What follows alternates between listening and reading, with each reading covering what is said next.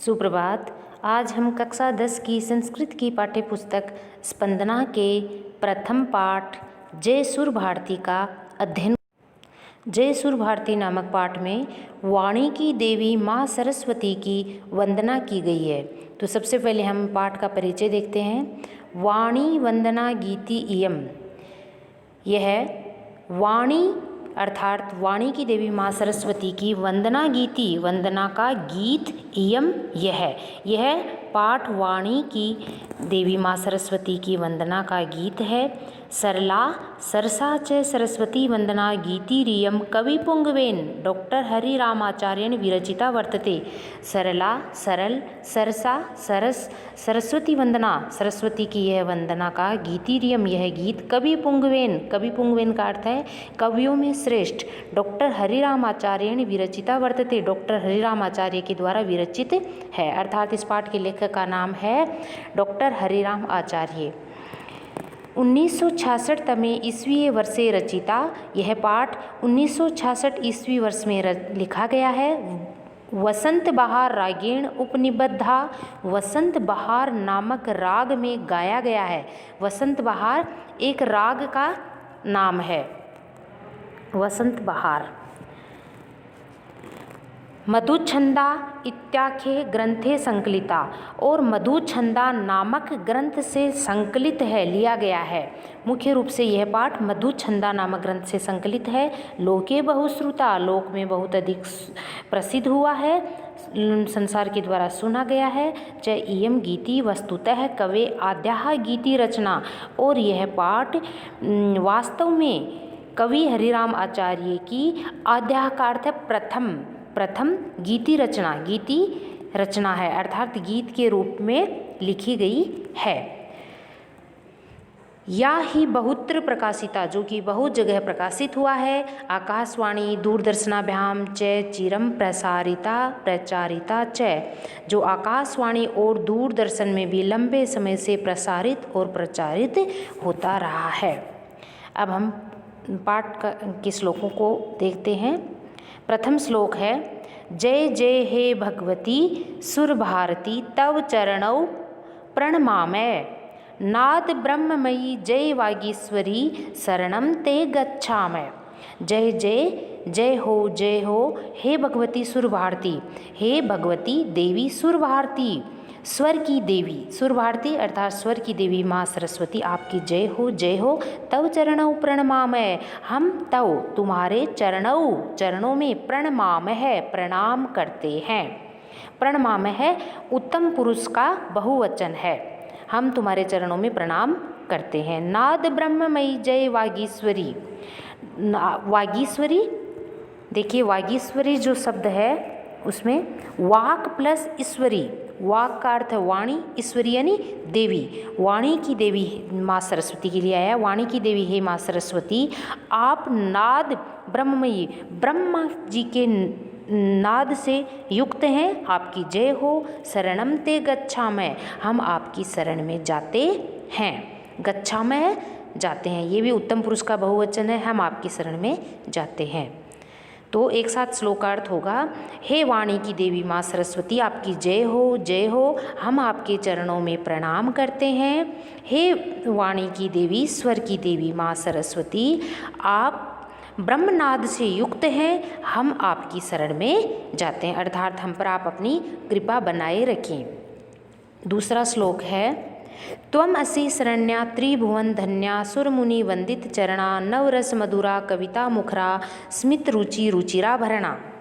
त्वम असि, तुम हो, माँ सरस्वती के लिए है त्वम असि, तुम हो, शरण्या शरण देने वाली हो, किसको? त्रिभुवन धन्या, भक्तों को शरण देने वाली हो, और त्रिभुवन तीनों लोकों को धन्य करने वाली हो।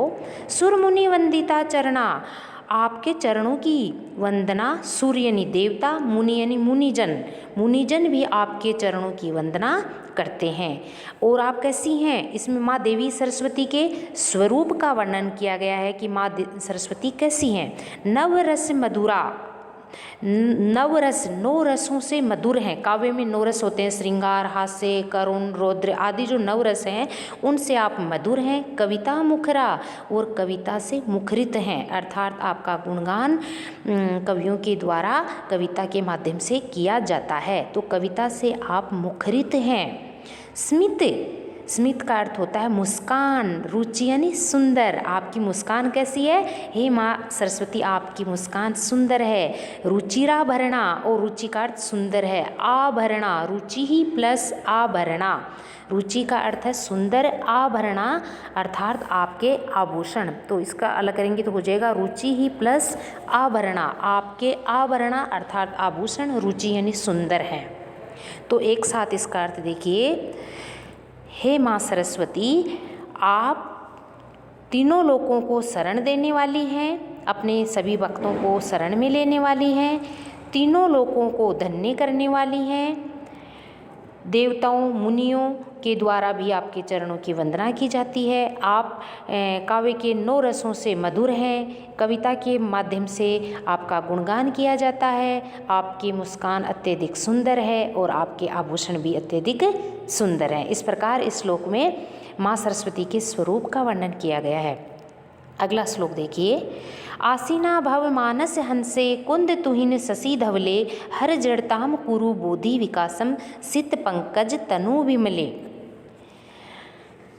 आसीना, आसीन है, भव मानस हंसे, माँ सरस्वती है वह हंस पर विराजमान है, इसलिए कहा गया है कि हे माँ सरस्वती आप मानसरोवर के हंस पर जिस प्रकार विराजमान है वैसे ही आप मेरा जो मन रूपी हंस है उस पर भी आप आसीन हो जाइए। इस प्रकार इस पंक्ति के 2 अर्थ निकलेंगे कि जैसे माँ सरस्वती मानस हंसे, मानसरोवर के हंस पर विराजित है, बैठी हुई है, माँ सरस्वती की सवारी है हंस, उसी तरह आप मेरे मन रूपी हंस पर भी विराजमान हो जाइए, अर्थात मुझ पर अपनी कृपा दृष्टि बनाए रखें।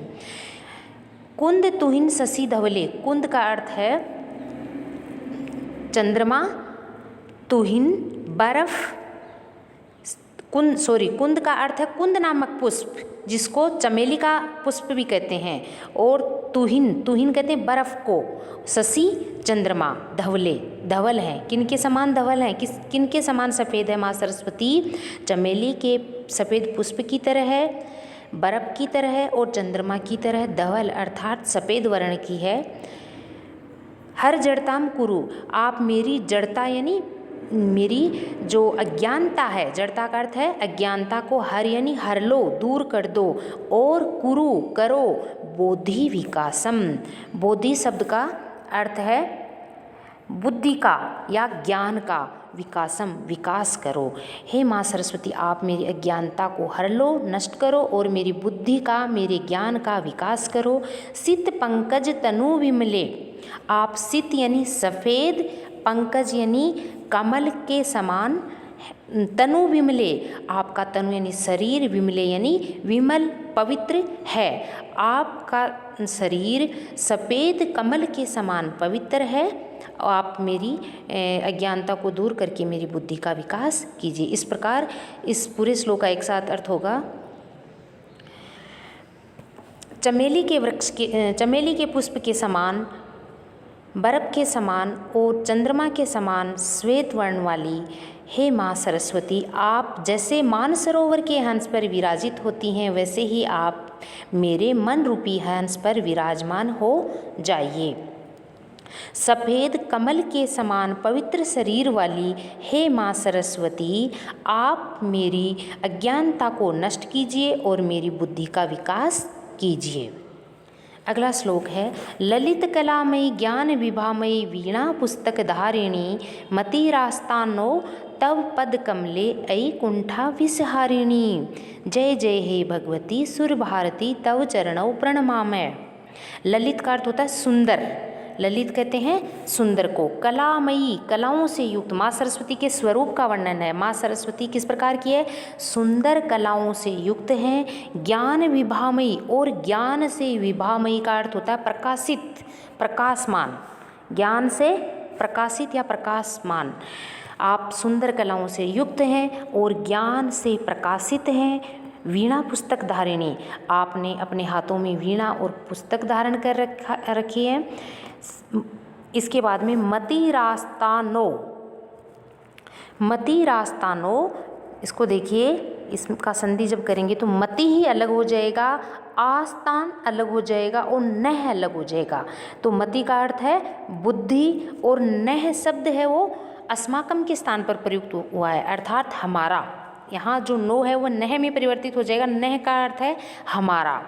तव पद कमले, तव यानी तुम्हारे, पद कमले तुम्हारे चरण कमलों में मेरी मति अर्थात बुद्धि लगी रहे। हे माँ सरस्वती,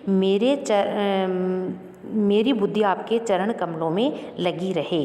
ऐ कुंठा विषहारिणी, ऐ अरे माँ सरस्वती आप क्या कैसी हैं, कुंठा रूपी विष को हरण करने वाली हैं। तो एक साथ इस श्लोक का अर्थ होगा, हे माँ सरस्वती आप सुंदर कलाओं से युक्त हैं, ज्ञान से प्रकाशित हैं, वीणा और पुस्तक को अपने हाथों में धारण करने वाली हैं, कुंठा के विष को आप हरने वाली हैं, दूर करने वाली हैं।